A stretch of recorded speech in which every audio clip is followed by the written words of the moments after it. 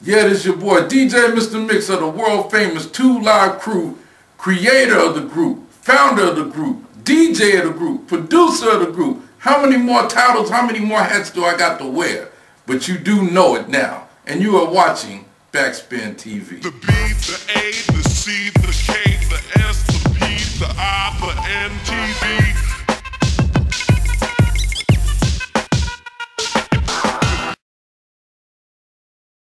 I got in contact with Mann Records through, of all other places, MySpace. I was on there scrolling through different profiles and things and ran across a friend request from Mann Records. So I asked him was he in a position to see if he could get information on doing some DJ bookings in Germany. And he followed up with that, got a couple of leads on a couple of things, and he told me that he was a fan of my music and would like to do some stuff with me, have me host on one of his songs.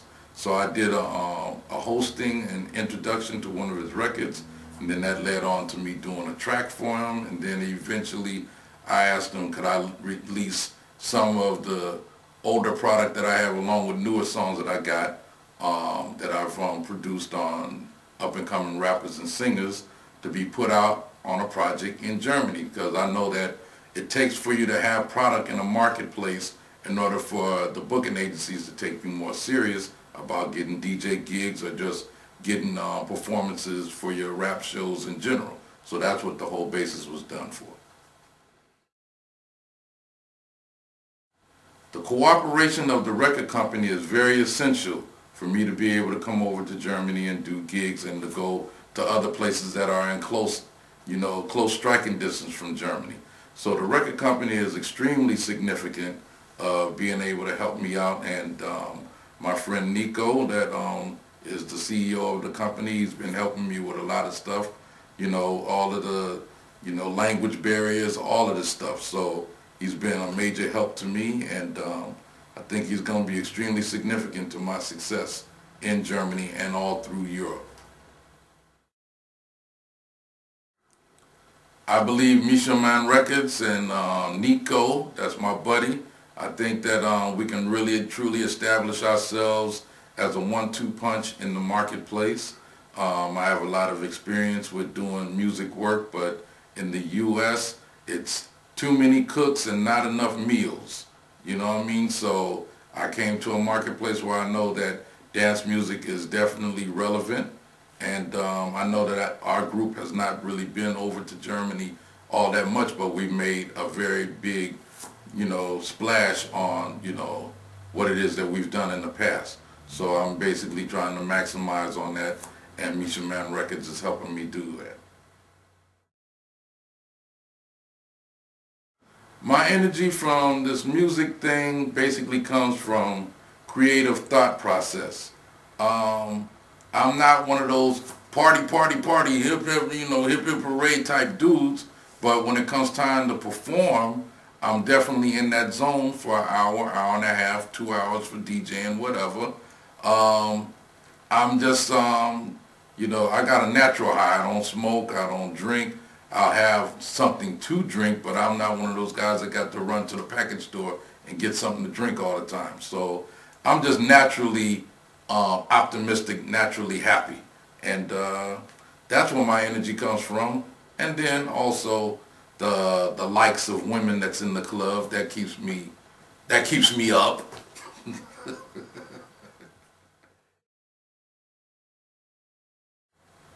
Let me get this straight.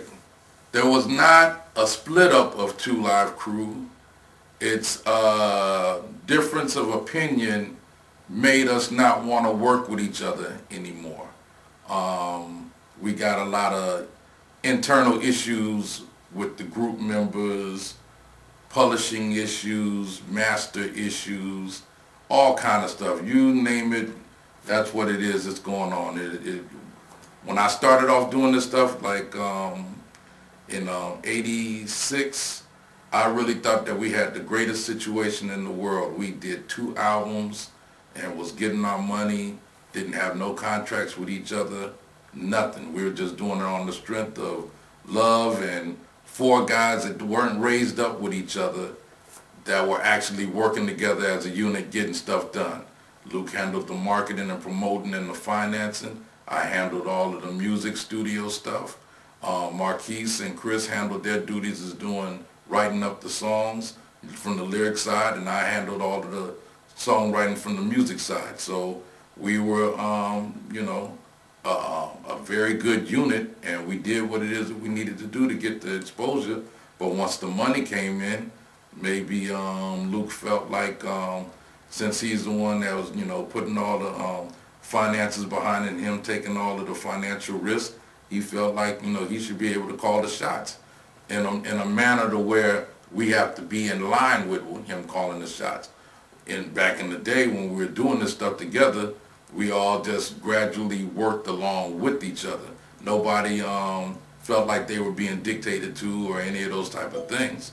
But it became a situation to where he got to the point where he said, well, it's my company, pretty much everybody knows it's me that's running this thing. So if you guys want to hang around, y'all can, but if y'all don't, you can go do whatever it is that you're going to do or whatever. People feel like it's me anyway. We've never really had the argument, drag them out, like the stuff that you see on the 5 Heartbeats and things like that. We didn't have that kind of drama. But it's just one of those things to where the group, nobody really sees eye to eye. Nobody really trusts each other.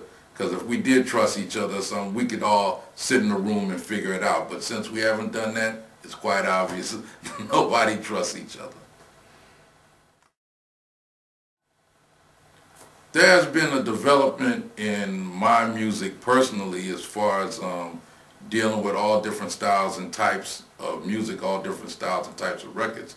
People only think that the thing that I created, this Miami bass / crunk sound, is the only thing that I can do. I can do all different styles and types of hip-hop, but that wasn't the order of the day for Luke Records.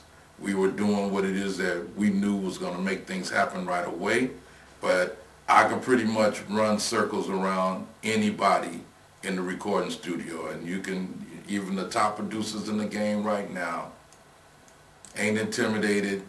Most of them can't see me. Ask any of them, have they created anything? Have they created a style or a genre of music? Ask them that.